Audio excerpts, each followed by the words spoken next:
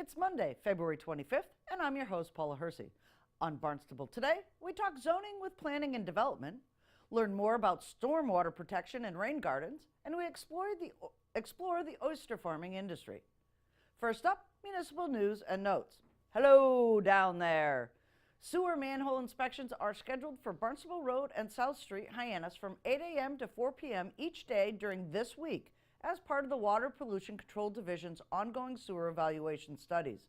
Police details will direct motorists around the inspection crews, and you can expect altered traffic patterns and minor delays during the inspection.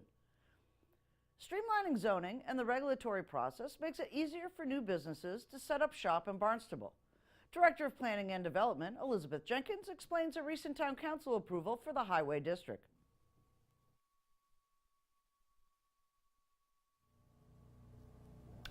Economic growth and new dollars. Planning and Development with me today, Elizabeth Jenkins. There's lots of things going on. Regulatory process seems to be these slow cogged wheels, but things are moving in different ways. So let's talk a little bit about the Hyannis, what just passed Town Council this past month. So, correct. So it's been a sort of long-standing initiative, a partnership really between our economic development efforts and the council to look at ways that we can reform our regulations to promote job growth, to promote new investment in Hyannis, or in all of Barnstable's commercial centers, including Hyannis. But one of the efforts that the Town Council Zoning and Regulatory Committee targeted was a district that's called the Highway Business District. It's located sort of along some of our key commercial corridors, along Route 132 in Hyannis, along Route 128 in Hyannis and Centerville, and West Main Street. So this is a district that's been in place since about 1985, and one of the challenges that really was identified from our business community that it had a very limited number of uses that were permitted there as a matter of right. So the only things you could do as a matter of right in this district were banks without drive-throughs or offices. Not sort of medical offices, just your regular professional office. Right. You could do sort of a wide range of things, but they would have to go through a special permit process by the Zoning Board of Appeals. So that adds time and expense to a new business who's looking to move into a space. So this was something that was a priority for the council, and they worked any number of months to sort of figure out, look at our other business districts throughout town and figure out what sort of fit best within the Highway Business District. And it was a little bit of a challenge. Certainly the character of West Main Street is a little different than the character of Route 132, but they really wanted to find ways. Again, these are, especially the sort of Centerville and West Main Street corridors, they're aging commercial corridors. I mean, they developed in the 60s and 70s, and this was a way to be seen as an incentive to breathe some new life into those areas. And the parcels themselves throughout those corridors are really to tie everything else back together too, from what I understand. I had some conversation with the John Flores counselor and Jim Crocker, and it was basically these outliers out there that were small parcels. It wasn't that this whole thing's being redeveloped into strip malls. Right, so I should clarify there were sort of two actions that were in front of the council.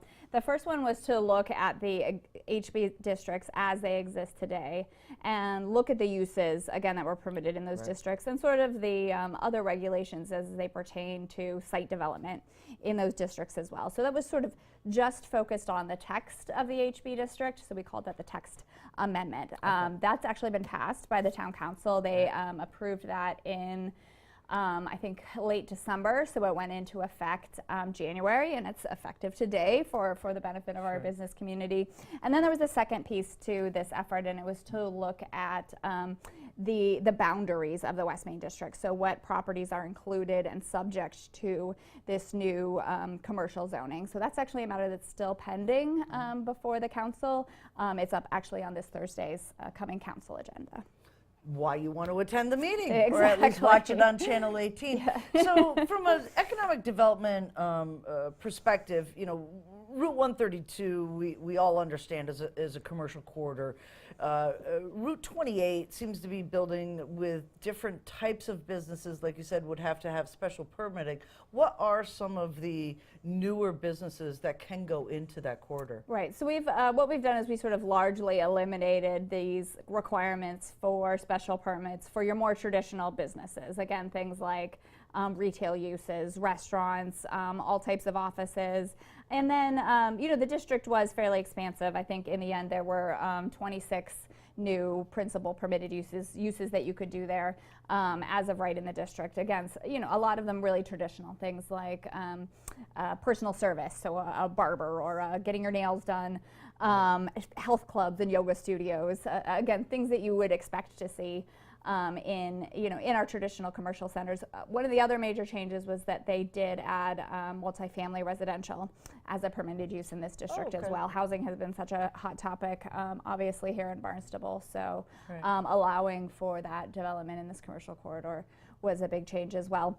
So those were sort of the permitted uses, and then they did decide ultimately sort of on the floor of the council to reserve some uses as conditional, things that were a little bit more intensive. Something that's unique about the HB is it does come into contact with a lot of residential properties, especially in that West Main area, in that Centerville area.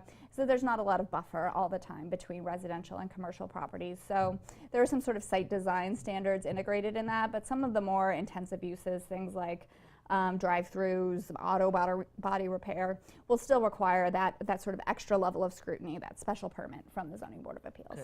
And can you talk a little bit about the corridor itself, the border of it? You mentioned Centerville, and Route 28 goes, basically from Yarmouth, our line in Hyannis, from Yarmouth all the way out to Cotuit. Yep.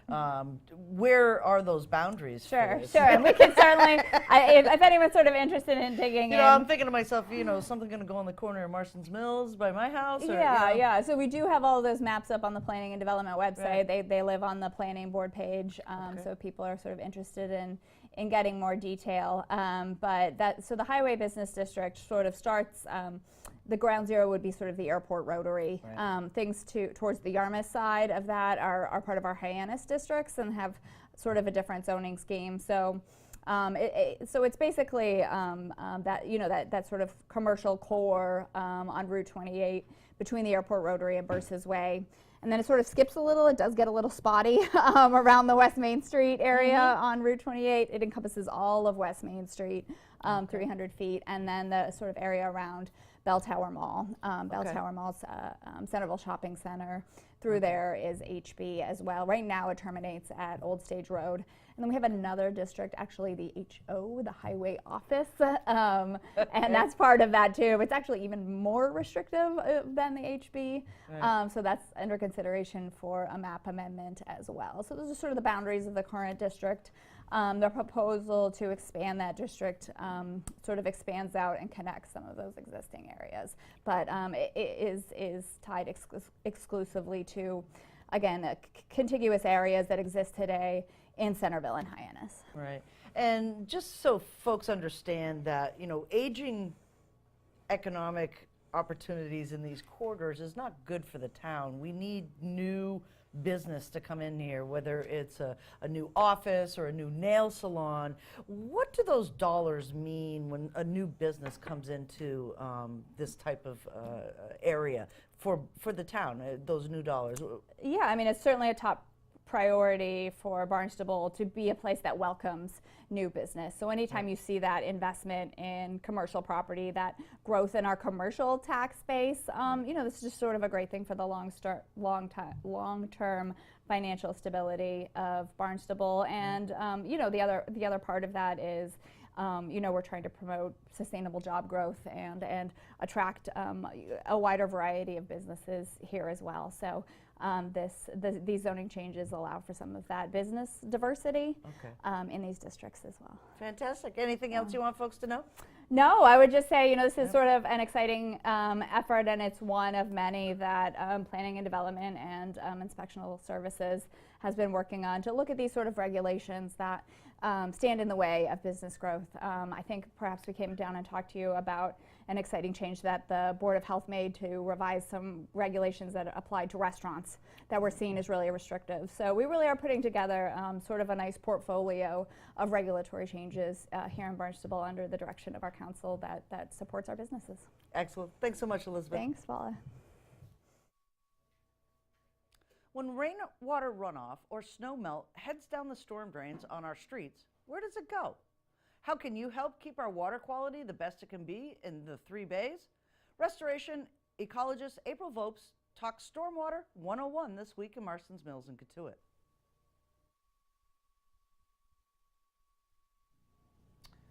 Drip, drip, drip.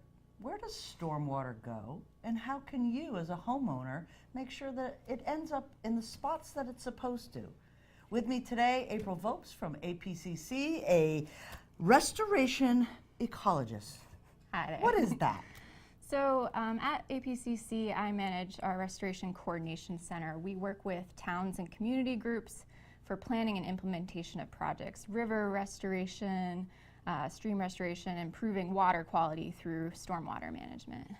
So let's talk a little bit about stormwater management, because this is really a big piece that gets somewhat missed in the overall, water quality discussions that we see. We are all kind of familiar with big old puddles in the streets, right? And water rushing down streets when it rains heavy.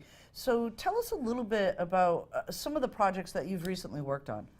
Yeah, so stormwater is a problem. When you have rain or snow melt running off of surfaces, it's picking up a lot of pollution. It picks up, litter, oil and gas from cars, in particular bacteria and nutrients like nitrogen from our lawns and fertilizers.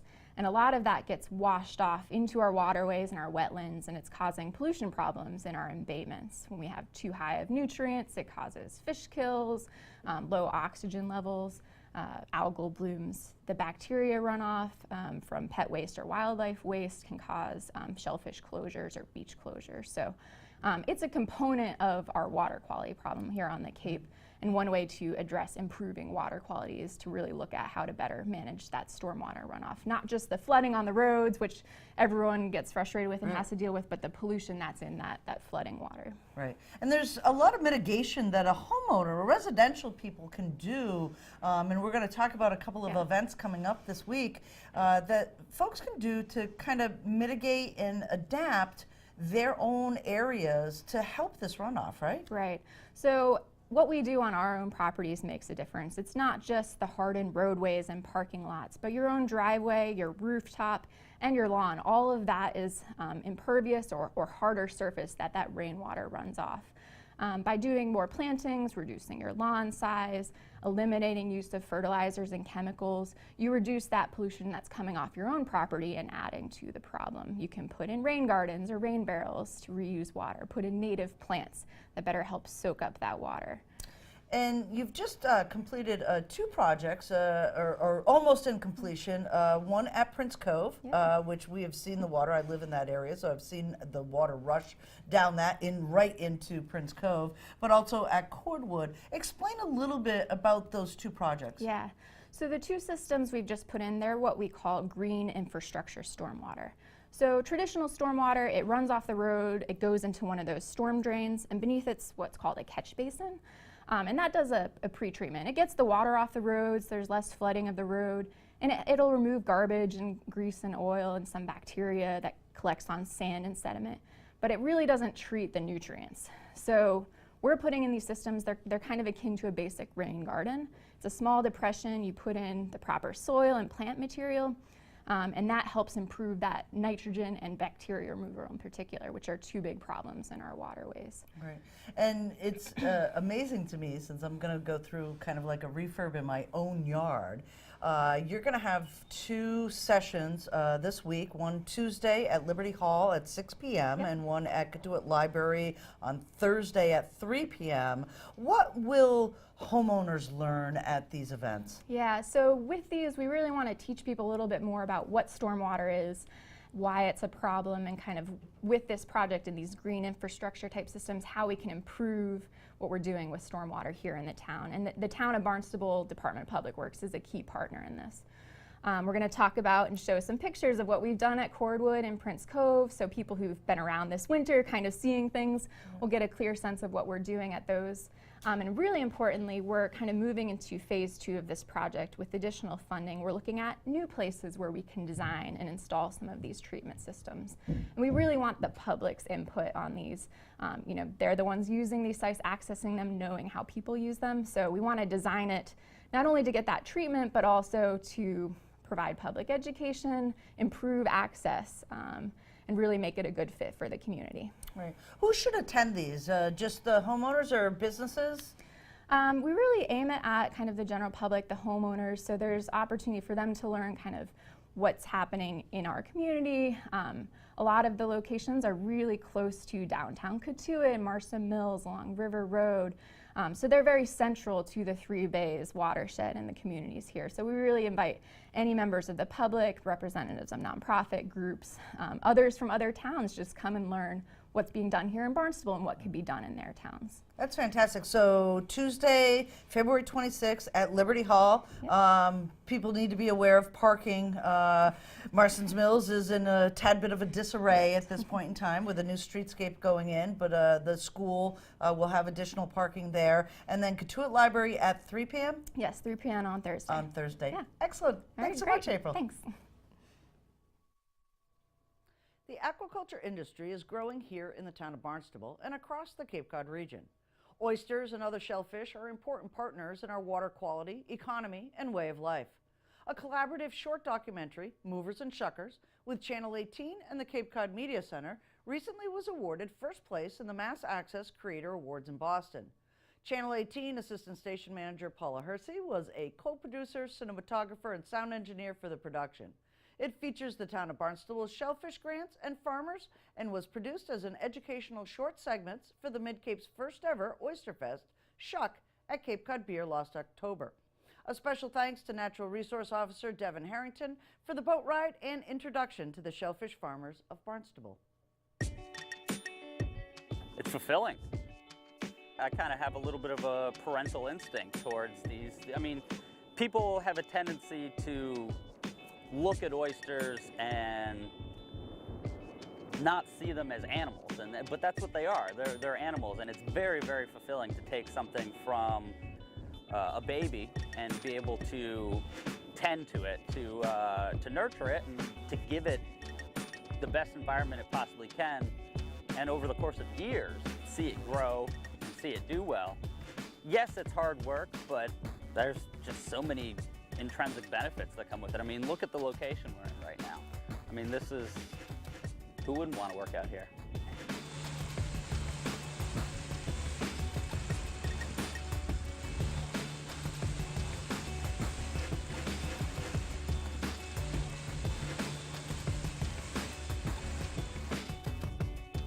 What happens is you buy seed from a hatchery, and a hatchery is a completely other part of the industry where a facility will basically start an oyster from spat and grow it into what you see as a product. So what you do is you basically take that small product and you put it into a vessel that contains them to the point where they don't blow away, because they're light like a snowflake when they're real young, and they're just like susceptible to like being taken away in the current. So you keep them in a vessel.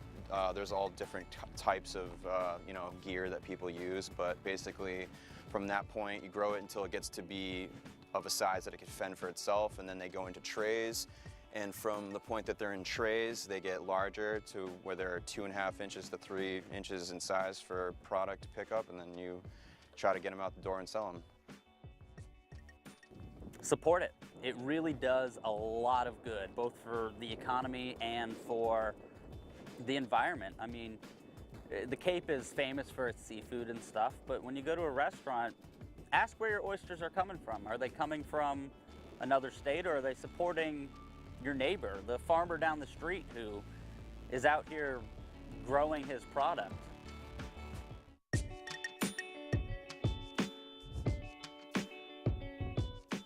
I mean, I think we've seen exactly what happens when the fishing industry goes away.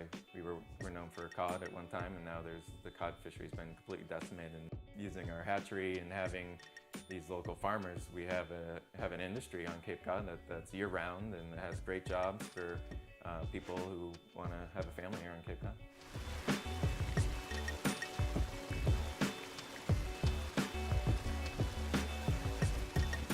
Over 80% of the seed that's needed on Cape Cod comes from the ARC hatchery, and that's not just for the farmers, that is also for the towns that are using the seed to support the wild and recreational harvest.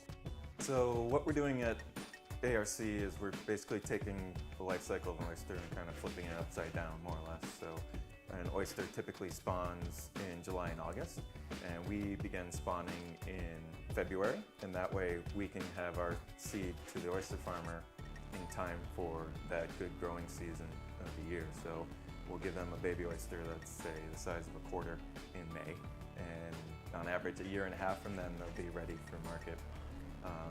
And that helps us to get the animals on the farms when algae is most abundant in our waters. 55% of the state's oysters are grown here on Cape Cod. That was worth $14.9 million last year in 2017. And when you factor in all of the shoreside support, so buying equipment, buying seed, and then where the oyster goes in terms of selling it at a raw bar, that's worth over $30 million to the Cape Cod economy.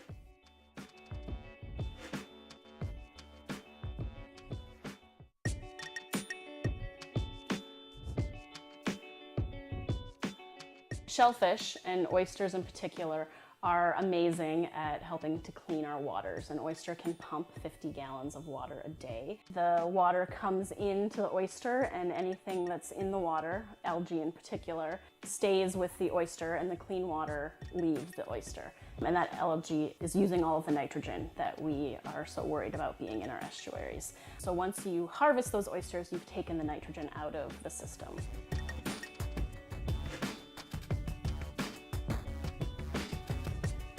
The problem we're experiencing Cape Cod is an excess nitrogen loading of our waters, and that comes from septic systems, golf courses, lawn fertilizers. That increased nitrogen load creates an abundance of algae, which creates a phenomenon called eutrophication, which is a clouding of the upper stratum of the water table. It prevents light from getting through the water.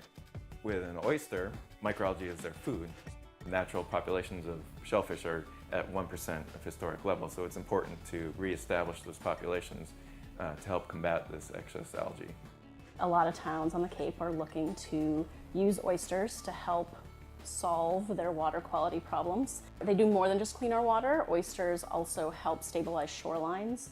So there's a lot of projects going on to restore oyster reefs. We also have products that help to restore the natural population, specifically called remote set. So we're taking recycled sea clam shell or oyster shell, and we're convincing the oysters to attach to that shell and then putting that in critical areas where we're trying to reestablish oyster reefs. And we've seen great results in many different sites, but specifically Mashpee, where they've completely stopped fish kills in some of their embayments. I don't think oysters are the solution. The oysters are a good way to get from today to a point where we have clean water coming out of all of our wastewater. The primary thing in selling shellfish is to get people to try it. People develop tastes for shellfish very similar to how they develop tastes for wine. You have to start somewhere, and then they sample other shellfish that are grown in different environments, different waters. They develop different tastes. Some are saltier, some have a more briny, earthier taste, and everybody's a little different.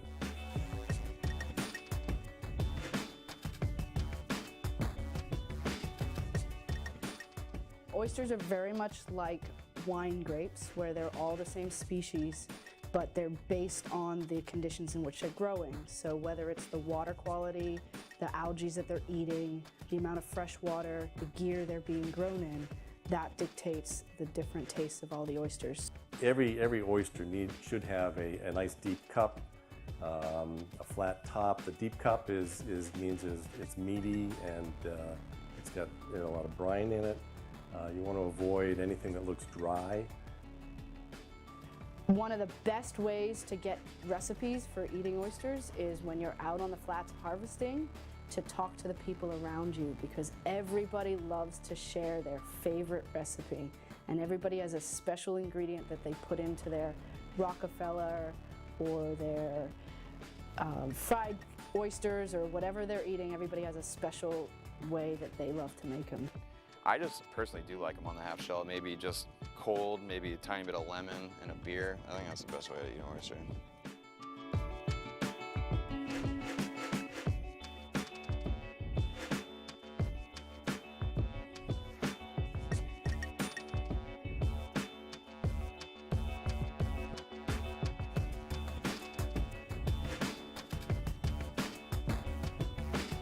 Now for a look at upcoming meetings for boards, commissions, and committees.